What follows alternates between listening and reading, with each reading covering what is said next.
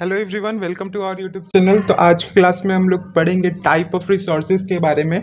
और previous classes में मैंने आपको बताया था रिसोर्सेज के बारे में कि रिसोर्सेज होता क्या है, और मैंने आपको क्लासिफिकेशन ऑफ रिसोर्सेज के बारे में भी बताया था। तो आज की क्लास में हम क्लासिफिकेशन ऑफ रिसोर्सेज को हम लोग डिटेल में कवर करेंगे। तो सबसे पहले देखते हैं टाइप ऑफ रिसोर्सेज के बारे में या क्लासिफिकेशन ऑफ रिसोर्सेज के बारे में। तो जो पहला क्लासिफिकेशन या टाइप ऑफ रिसोर्सेज है वो है आपका type of resources on the basis of origin. Origin के बेसिस पे रिसोर्सेज को किस तरह से क्लासीफाई किया गया उसके बारे में देखते हैं। सबसे पहला जो है वो है बायोटिक रिसोर्सेज। बायोटिक रिसोर्सेज वो रिसोर्सेज होता है जो कि हम लोग बायोस्फीयर से ऑब्टेन करते हैं और इनके पास लाइफ होता है, जैसे कि ह्यूमन बींग हुए, फ्लोरा मतलब होता है प्लांट हुआ, फौना मतलब होता है एनिमल्स, और फिशरीज, लाइफ स्टॉक, एटीसी। ये सारे क्या है, ये सारे बायोटिक रिसोर्सेज होते हैं।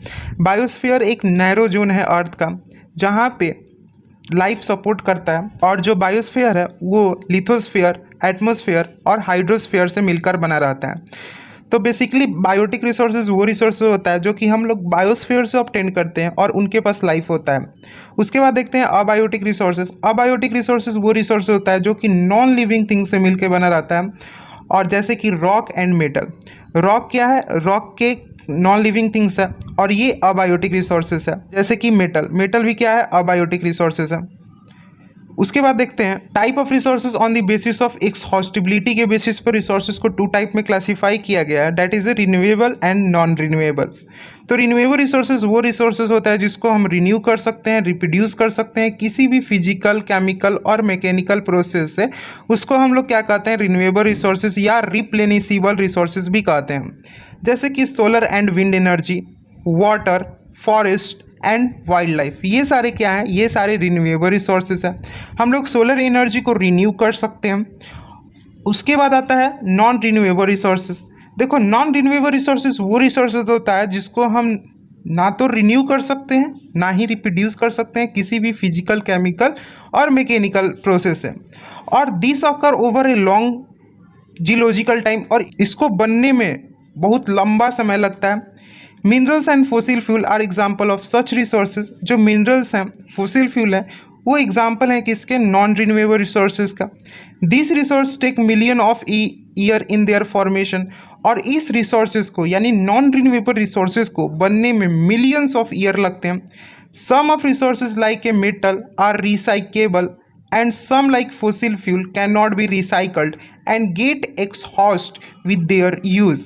तो कुछ ऐसे नॉन रिन्यूएबल रिसोर्सेज है जिसको हम रिसाइकल कर सकते हैं, जैसे कि आपका मेटल हुआ, मेटल को हम लोग क्या कर सकते हैं, रिसाइकल कर सकते हैं।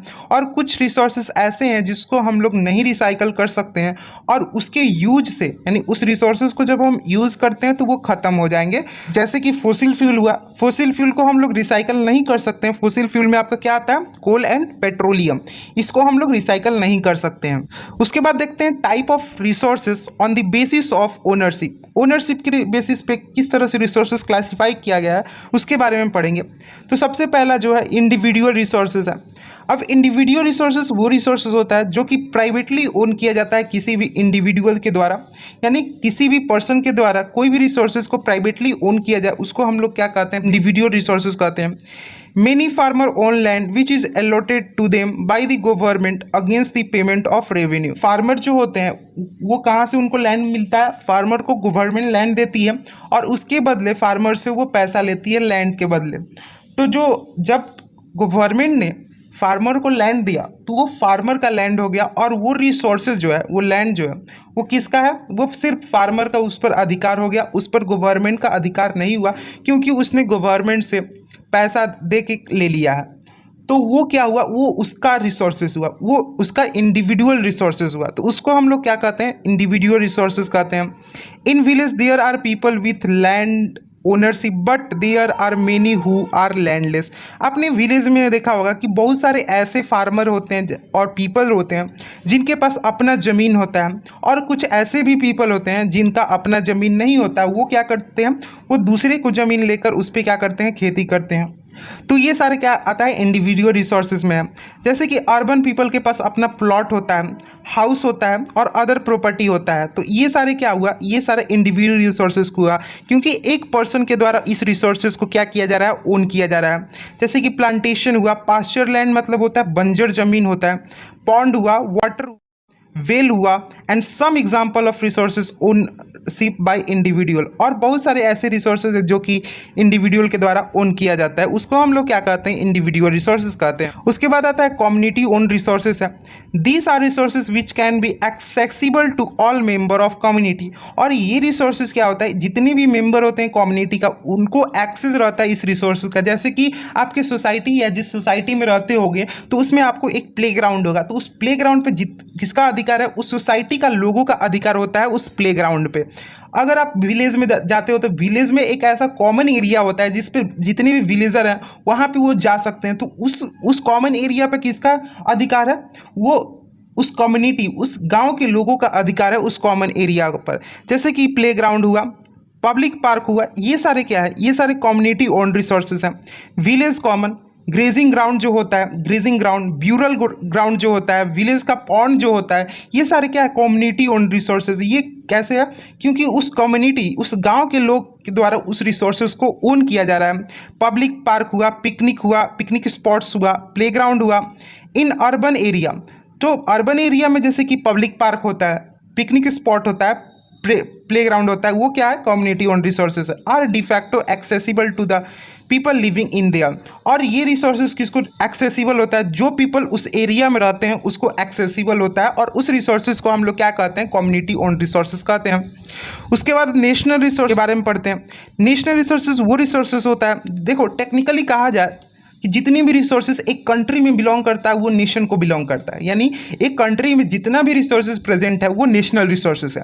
तो technically all resources belong to nation. तो कहा जाता है कि जितना भी, देखो जो मैंने आपको इंडिविजुअल रिसोर्सेज के बारे में बताया वो नेशनल रिसोर्सेज है, वो नेशन एक्वायर कर सकती है। यानी गवर्नमेंट को अगर उस लैंड का अगर कंस्ट्रक्शन रोड को बनाने में ज़रूरत पड़ती है तो उस लैंड को वो एक्वायर कर सकती है। तो वो नेशनल रिसोर्सेज, जितने भी इंडिविजुअल, जितने भी रिसोर्सेज एक कंट्री, एक पॉलिटिकल बाउंड्री में प्रेजेंट होते हैं वो किसको बिलोंग करते हैं, एक नेशन को बिलोंग करते हैं। The country has legal power to acquire even private property for public good. तो कंट्री के पास क्या होता है, लीगल पावर होता है कि वो प्राइवेट प्रॉपर्टी को भी एक्वायर कर सकती है जनता के भले के लिए। यानी कहने का मतलब है कि आपका एक पास लैंड है, ठीक है, गवर्नमेंट को क्या है, उस लैंड को चाहिए रोड को कंस्ट्रक्ट करने के लिए। तो उस रोड को बनाने के लिए गवर्नमेंट क्या करेगी, उस लैंड को भी एक्वायर कर लेगी, जो कि आपने उसको क्या कर रहे हैं, आप प्राइवेटली ओन उस लैंड को कर रहे हैं। देखा जाए तो जितनी भी रिसोर्सेज एक कंट्री को बिलोंग करते हैं वो सारे जो रिसोर्सेज हैं वो नेशनल रिसोर्सेज हैं, ठीक है। You might have seen road, canals, railway being constructed on field owned by some individual। आपने प्रायः देखा होगा कि जो रोड होते हैं, कैनल्स होते हैं, रेलवे होते हैं, वो किस पे कंस्ट्रक्ट किया जाता है कि एक पर्सन जो इंडिविजुअल है वो ओन कर रहा है, उस पर कंस्ट्रक्ट किए जाते हैं। Urban development authority get empowered by the government to acquire land, ठीक है। जो अर्बन डेवलपमेंट अथॉरिटी होती है वो क्या करती है, वो लैंड को एक्वायर करती है गवर्नमेंट के नेतृत्व में।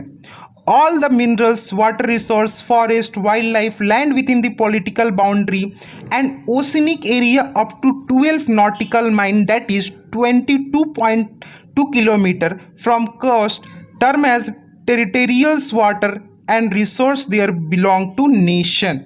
तो देखो जितने भी मिनरल्स हैं, वाटर है, वाटर रिसोर्स है, फॉरेस्ट है, वाइल्ड लाइफ है, इतने भी ये जो सारे रिसोर्सेस हैं एक पॉलिटिकल बाउंड्री के अंदर आते हैं।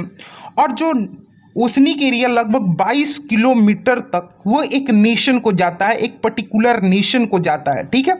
और वो जितने भी रिसोर्सेज हैं वो नेशनल रिसोर्सेज के अंतर्गत आते हैं। देखो ओशनिक एरिया, देखो मेरे इंडिया में, ये इंडिया, इसके तरफ जो ओशन है बे ऑफ बंगाल है, तो बे ऑफ बंगाल इंडिया को बिलोंग करता है, लगभग 22.2 किलोमीटर तक इंडिया इसको बिलोंग करता है। यानी इंडिया के पास पावर है जो बे ऑफ बंगाल में 22.2 किलोमीटर तक का रिसोर्सेज को यूज कर सकता है, ठीक है। उसके बाद आता है international resources. These are international institution which regulate some resources. देखो इंटरनेशनल रिसोर्सेज वो रिसोर्सेज होता है जो कि इंटरनेशनल इंस्टीट्यूशन के द्वारा रेगुलेट किया जाता है। The oceanic resource beyond 200 nautical mile of the exclusive economic zone belong to open ocean and no individual's country can utilize this without the concurrence of international institution। Oceanic resources जो होता है 200 nautical mile के बाद, exclusive economic zone का 200 nautical mile के बाद कोई भी कंट्री उस रिसोर्सेज को यूटिलाइज नहीं कर सकती है बिना इंटरनेशनल इंस्टीट्यूशन के कंकरेंस के। ठीक है, तो देखो क्या होता है 200 नॉटिकल माइल का मतलब। सपोज करो ये भारत है, ठीक है, मान लो यहाँ पे 22 किलोमीटर तक किसी भी कंट्री के पास पावर रहता है कि उस रिसोर्सेज को यूटिलाइज कर सके, वो नेशनल रिसोर्सेज के अंदर आता है। ठीक है, अब यहाँ से ये 200 नॉटिकल माइल तक, 200 नॉटिकल माइल तक एक्सक्लूसिव इकोनॉमिक जोन आता है। ठीक है, ये एक्सक्लूसिव इकोनॉमिक जोन आ गया। अब एक्सक्लूसिव इकोनॉमिक जोन के बाद कोई भी कंट्री उस रिसोर्सेज को यूटिलाइज नहीं कर सकती है और वो रिसोर्सेज ओपन ओशियन को जाता है और उस रिसोर्सेज को यूटिलाइज करने के लिए उसे कंकरेंस यानी परमिशन लेना पड़ता है इंटरनेशनल इंस्टीट्यूशन के द्वारा। India has got right to mine manganese nodules from bed of Indian Ocean from that area which lie beyond the exclusive economic zone। तो आपको पता है कि इंडिया के पास स्पेशल राइट है कि वो क्या कर सकता है, मैग्नीशियम को निकाल सकता है इंडियन ओशियन से एक्सक्लूसिव इकोनॉमिक जोन के बाद भी। उसके बाद आता है टाइप ऑफ रिसोर्सेज या classification of resources on the basis of status of development के बारे में पढ़ते हैं। तो सबसे पहला आता है potential resources, resources which are found in region but have not been utilise. देखो ऐसा कुछ रिसोर्सेज है कंट्री में, अर्थ पे, जो कि एक रीजन में पाया तो जाता है लेकिन उसको हम लोग यूटिलाइज नहीं किए हैं। ठीक है, for example the western part of India particularly Rajasthan and Gujarat have enormous potential for the development of wind and solar energy but so far these have not been developed properly। देखो जो वेस्टर्न पार्ट है India का, जैसे कि राजस्थान हुआ, गुजरात हुआ, इनके पास बहुत पोटेंशियल है कि ये क्या कर सकते हैं कि विंड और सोलर एनर्जी को डेवलप कर सकते हैं, लेकिन इस रीजन में राजस्थान और गुजरात में अभी तक प्रॉपरली विंड और सोलर एनर्जी का डेवलपमेंट नहीं किया गया है। उसके बाद आता है develop resources, resources which are survey and their quality and quantity have been determined for utilisation.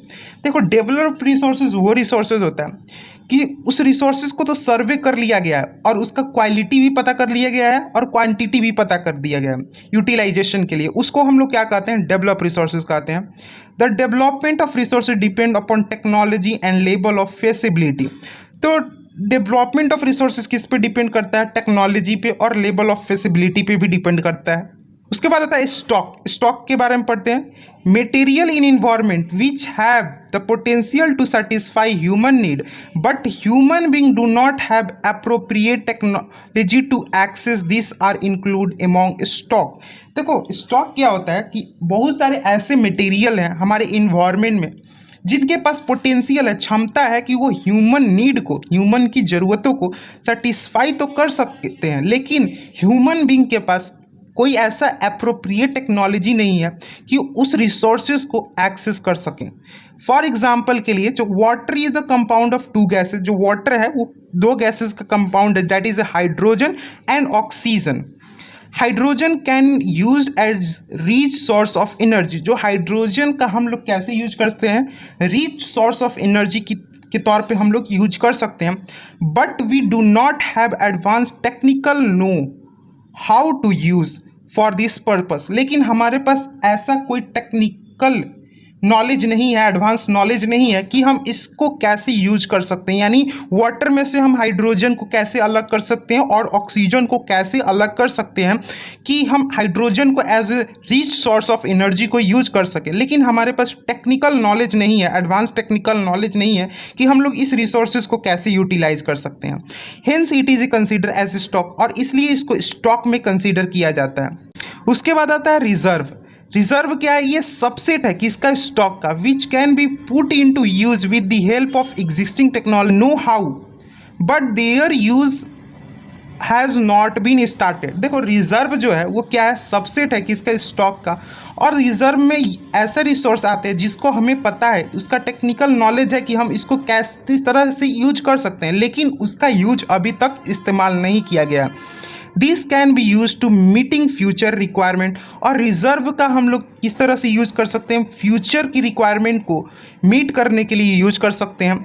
River water can be use for generating hydro electric power but presently it being utilised only a limited extent. जो river water है हम लोग किस तरह से use कर सकते हैं, हाइड्रो इलेक्ट्रिक पावर की तरह से यूज कर सकते हैं, उससे हम लोग इलेक्ट्रिसिटी को जनरेट कर सकते हैं।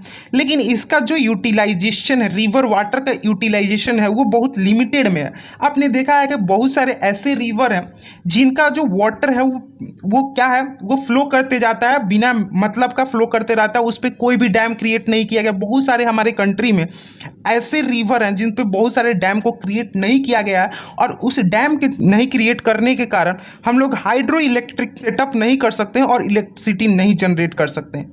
तो ये लिमिटेड में है। दस water in dam forest ETC is a reserve which can be use in future.